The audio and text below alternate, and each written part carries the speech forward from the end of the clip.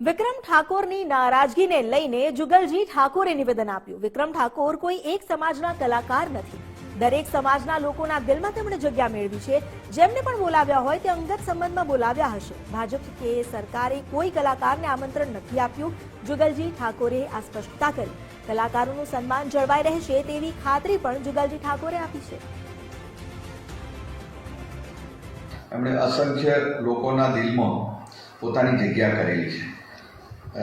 આવા કલાકારો અન્ય કલાકારોને પણ વિધાનસભા નિહાળવા માટેની કદાચ એમને આમંત્રણ નથી મળેલા, પરંતુ મારું એવું માનવું છે કે આ કાર્યક્રમ જેમણે પણ કર્યો, જે બીજા કલાકારોને બોલાવ્યા, એ કલાકારો કોઈ અંગત મિત્રો કાં તો અંગત સંબંધના કારણે નહીં કે આ કોઈ ભારતીય જનતા પાર્ટીએ કોઈ કલાકારોને બધાને નિમંત્રિત કર્યા હોય, ના આવ્યા હોય કાં તો ના બોલાયા હોય એવું મને નથી લાગતું।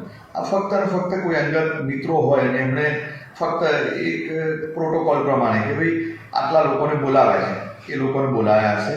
પરંતુ હું 100% કહીશ કે આવનારા સમયની અંદર જે પણ કોઈ પણ જે કલાકારો છે એ દરેક કલાકારોને વેલકમ કરવામાં આવશે। વિધાનસભાની અંદર એમને વિધાનસભા નિહાળવા માટે પણ જોવા માટે બોલાવવામાં આવશે।